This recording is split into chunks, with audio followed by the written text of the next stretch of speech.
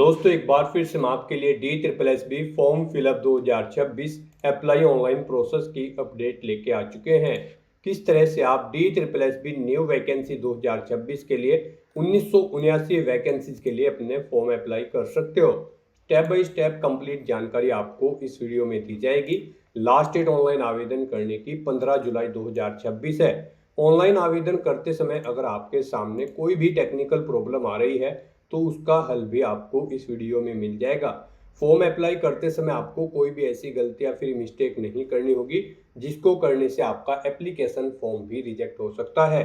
किन किन कारणों से आपका फॉर्म रिजेक्ट हो सकता है, कैसे आप अपना फॉर्म रिजेक्ट होने से बचा सकते हो।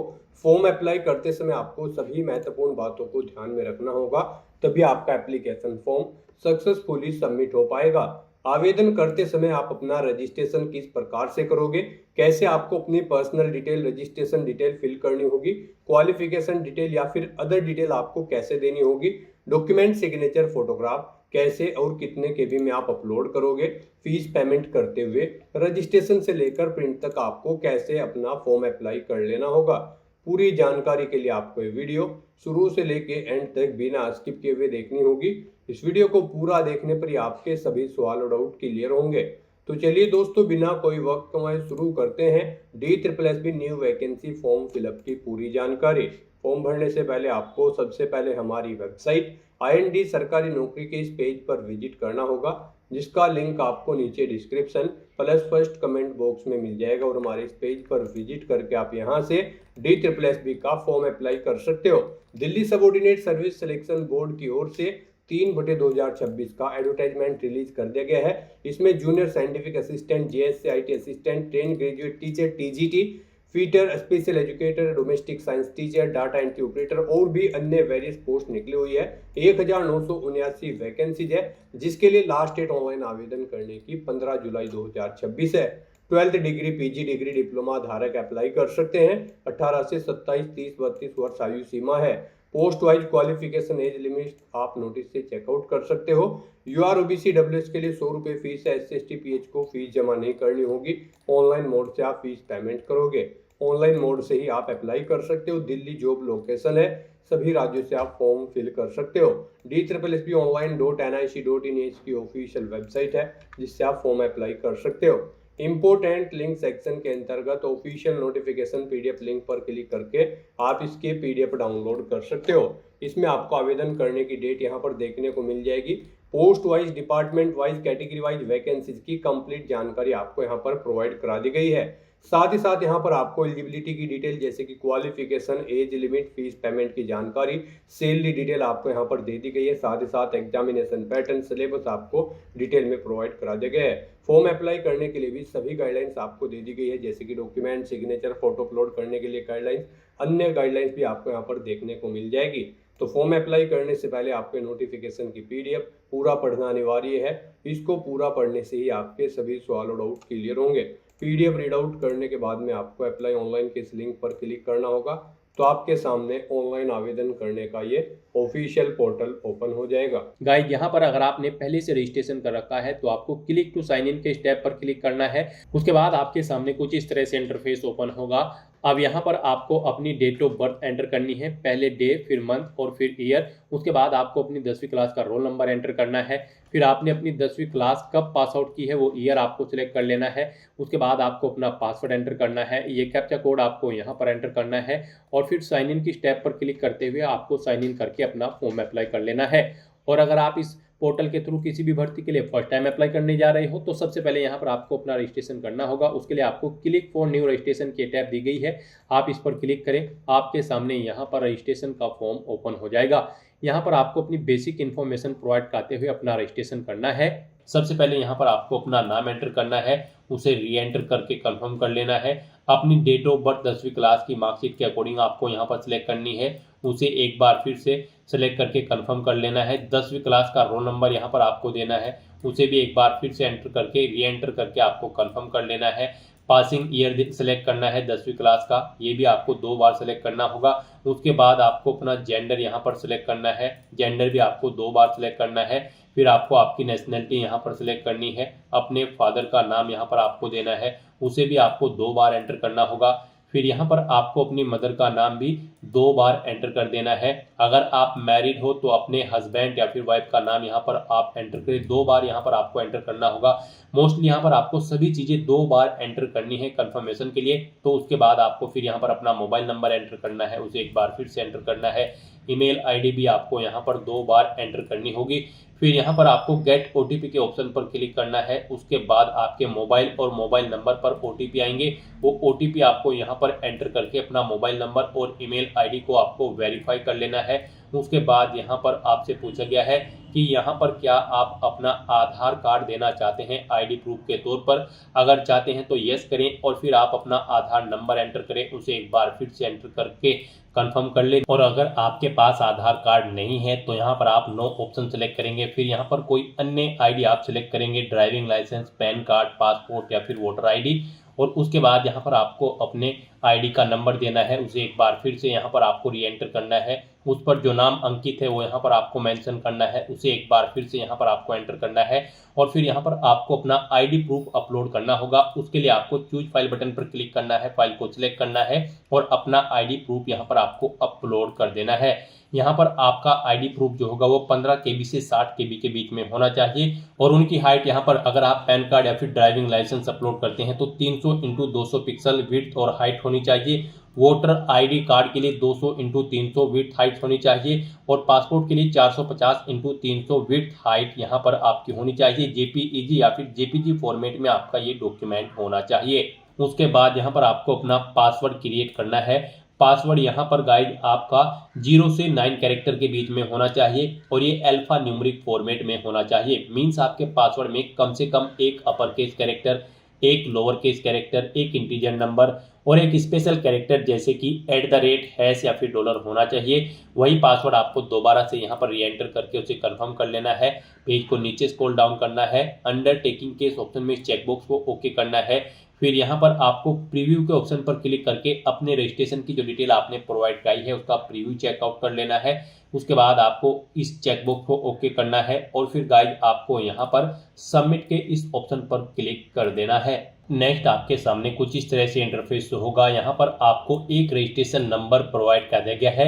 ये रजिस्ट्रेशन नंबर आपके रजिस्टर्ड मोबाइल नंबर और ईमेल आईडी पर भी सबमिट कर दिया गया है। आपको इसे केयरफुली नोट डाउन करके रख लेना है फ्यूचर यूज के लिए। यहाँ पर इस रजिस्ट्रेशन नंबर में आपकी डेट ऑफ बर्थ है, रोल नंबर है 10वीं का और पासिंग ईयर है 10वीं का। तो यहाँ पर आपको इस नंबर को केयरफुली नोट डाउन करके रख लेना है। और यहाँ पर गाइड अब आपको प्रोसीड के इस ऑप्शन पर क्लिक करना है। नेक्स्ट आपके सामने कुछ इस तरह से इंटरफेस ओपन होगा। अब यहाँ पर आपको क्लिक टू साइन इन के इस ऑप्शन पर क्लिक करना है। उसके बाद आपके सामने कुछ इस तरह से इंटरफेस हो जाएगा। अब यहाँ पर आपको अपनी डेट ऑफ बर्थ एंटर करनी है, पहले डे, फिर मंथ, फिर ईयर। फिर आपको अपनी 10वीं क्लास का रोल नंबर एंटर करना है। उसके बाद आपको पासिंग ईयर सिलेक्ट कर लेना है 10वीं क्लास का। फिर यहाँ पर आपको अपना पासवर्ड एंटर करना है, ये कैप्चा कोड आपको यहाँ पर एंटर करना है। और उसके बाद गाइज आपको साइन इन के ऑप्शन पर क्लिक करते हुए अपने डैशबोर्ड में साइन इन कर लेना है। लॉगिन करने के बाद आपके सामने आपका डैशबोर्ड कुछ इस तरह से शो होगा। यहाँ पर अगर आप अपना मोबाइल नंबर या फिर ईमेल आईडी मॉडिफाई करना चाहते हैं तो मॉडिफाई के ऑप्शन पर क्लिक करके आप मॉडिफाई कर सकते हैं। और गाइज यहाँ पर अब आपको अपना फॉर्म अप्लाई करने के लिए अप्लाई फॉर न्यू एप्लीकेशन के इस ऑप्शन पर क्लिक करना है। फिर आपके सामने कुछ इस तरह से इंटरफेस ओपन होगा। यहाँ पर DSSB के इस पोर्टल पर करंट में जितनी भी भर्तियां चल रही होंगी जिन जिन पोस्ट के लिए, वो सभी यहाँ पर आपको शो कर दी जाएगी। यहाँ पर आप जिस पोस्ट के लिए अप्लाई करना चाहते हैं उसके सामने आपको अप्लाई नाउ का लिंक दिया गया है, टैब दिया गया है। आप इस पर क्लिक करके अप्लाई कर सकते हैं।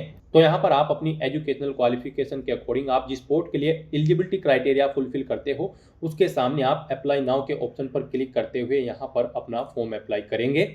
फिर आपके सामने कुछ इस तरह से इंटरफेस ओपन होगा। अब यहाँ पर आपका फॉर्म स्टार्ट हो चुका है। कुछ डिटेल यहाँ पर आपको आपकी ऑटोमेटिकली फिर मिलेगी, जैसे कि आपका नाम, आपके फादर मदर का नाम, आपकी डेट ऑफ बर्थ जो कि आपके रजिस्ट्रेशन से फैच कर ली गई है।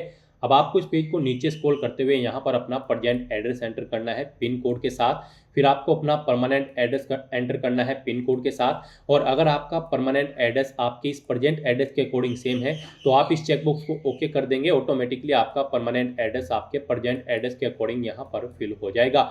उसके बाद गाइज आपको यहाँ पर अपनी कैटेगरी सेलेक्ट करनी है, आप जिस कैटेगरी से बिलोंग करते हैं। फिर यहाँ पर अगर आप रिजर्व कैटेगरी से बिलोंग करते हैं तो आपको अपना कैटेगरी सर्टिफिकेट नंबर यहाँ पर एंटर करना होगा। किस डेट को वो इशू हुआ है वो डेट आपको यहाँ पर सेलेक्ट कर लेनी होगी इस कैलेंडर में से। फिर यहाँ पर आपके पास यह सर्टिफिकेट किस स्टेट से इशू हुआ है वो स्टेट आपको सेलेक्ट कर लेना है। यहाँ पर अथॉरिटी का नाम आपको एंटर करना है, किस अथॉरिटी ने आपको इशू कराया है, जैसे कि पटवारी, कानूगो या फिर तहसीलदार, तो यहाँ पर वो आप डेजिग्नेशन एंटर करेंगे। फिर यहाँ पर आपसे पूछा गया कि क्या आपकी कोई सब कैटेगरी है। अगर इनमें से आपकी कोई सब कैटेगरी है, जैसे कि अगर आप ये एक सर्विसमैन हैं या गेस्ट ऑफ कॉन्ट्रैक्ट टीचर है या डिफरेंटली एबल कैंडिडेट हैं, तो इनमें से आप ऑप्शन सेलेक्ट करेंगे और उसकी डिटेल देंगे। नहीं है तो आप इनमें से कोई भी चेकबॉक्स ओके नहीं करेंगे। फिर आपसे पूछा गया कि क्या आपको कभी किसी बोर्ड या किसी रिक्रूटमेंट एजेंसी ने एग्जाम में बैठने से रोका है। अगर रोका है तो आप यस करेंगे और नहीं रोका है तो आप नो ऑप्शन सेलेक्ट कर लेंगे। यस ऑप्शन अगर आप सेलेक्ट करते हैं तो फिर आपको बताना होगा किस डेट तक आपको रोका गया है। इस तरह से यहाँ पर आपको अपनी डिटेल देनी है। उसके बाद आपको डिक्लेरेशन में इस चेकबॉक्स को ओके करना है और फिर गाइज आपको सेव एंड नेक्स्ट के इस ऑप्शन पर क्लिक कर देना है। फिर यहाँ पर आपको अपना post card size photo, signature, left thumb impression और राइट थंब इम्प्रेशन यहाँ पर अपलोड करने हैं।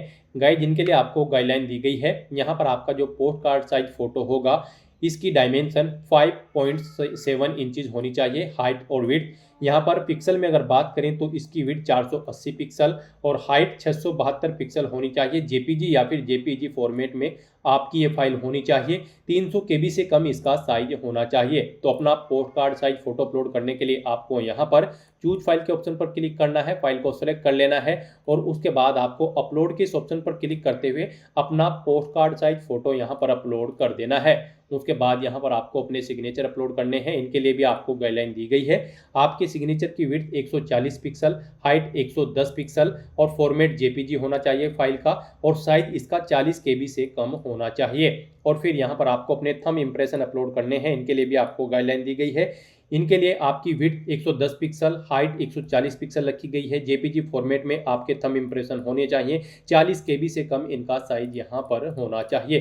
तो अपना सिग्नेचर, लेफ्ट थंब इम्प्रेशन और राइट थंब इम्प्रेशन अपलोड करने के लिए भी आपको चूज फाइल के ऑप्शन पर क्लिक करना है, फाइल को सिलेक्ट कर लेना है और उसके बाद अपलोड के इन ऑप्शन पर क्लिक करते हुए यहाँ पर आपको अपना सिग्नेचर और थंब इम्प्रेशन भी अपलोड कर देने हैं। गाइज आपको यहाँ पर दी गई गाइडलाइंस के अकॉर्डिंग ही अपने इन डॉक्यूमेंट्स को अपलोड करना है, अदरवाइज आपका एप्लीकेशन फॉर्म रिजेक्ट हो सकता है।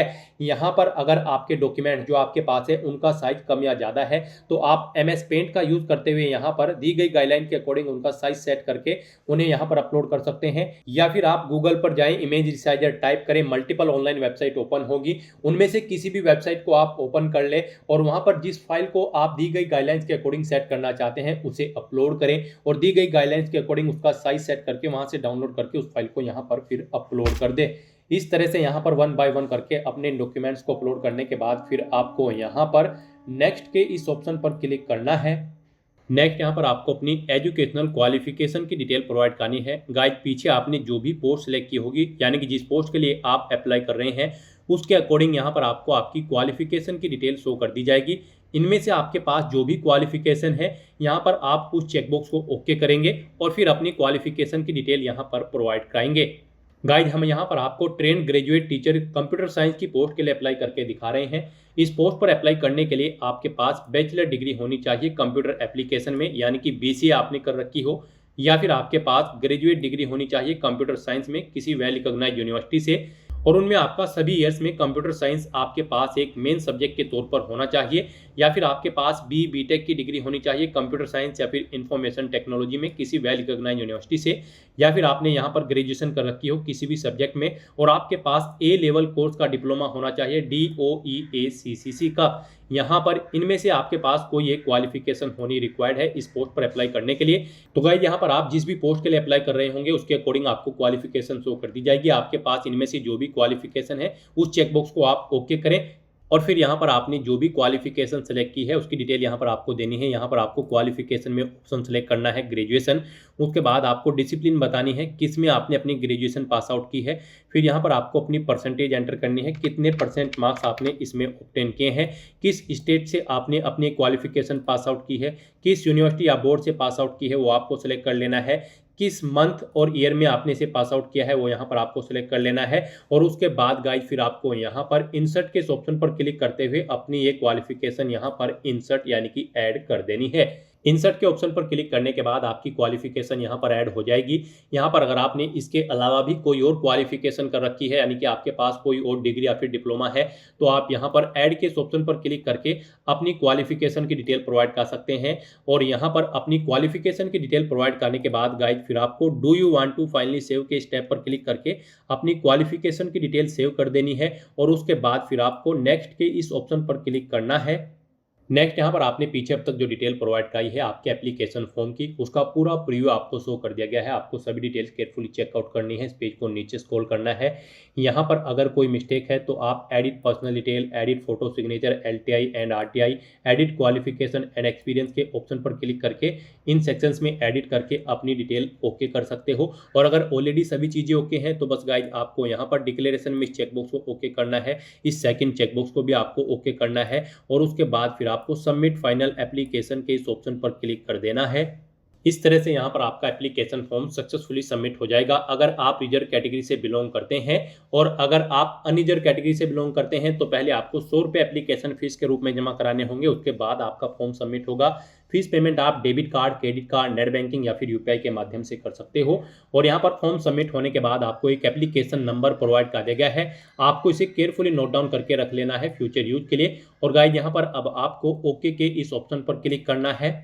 और फिर गाइज आप यहाँ पर स्टेटस के इस ऑप्शन पर क्लिक करते हुए पोस्ट का नाम सेलेक्ट करके सबमिट के ऑप्शन पर क्लिक करते हुए चेकआउट कर सकते हो कि आपका फॉर्म सक्सेसफुली सबमिट हो चुका है या फिर नहीं। उसका स्टेटस आपको यहाँ पर शो कर दिया जाएगा। और उसके बाद आप प्रिंट एप्लीकेशन के इस ऑप्शन पर क्लिक करते हुए आपने जिस पोस्ट के लिए अप्लाई किया है उसका नाम सेलेक्ट करते हुए यहाँ पर आप अपने एप्लीकेशन फॉर्म का एक हार्ड कॉपी या फिर सॉफ्ट कॉपी प्रिंट आउट भी ले सकते हो फ्यूचर यूज के लिए, फ्यूचर रेफरेंस के लिए। तो दोस्तों ऐसे आप DSSB एडवर्टाइजमेंट नंबर 3/2026 1979 पोस्ट के लिए अपने फॉर्म अप्लाई कर सकते हो बिना कोई मिस्टेक किए हुए। आज की इस वीडियो में बस इतना ही। आई होप ये वीडियो आपको पसंद आई होगी। अगर पसंद आई हो तो इसे लाइक और शेयर करें। चैनल पर नए हो तो इसे सब्सक्राइब कर लें। Thanks for watching.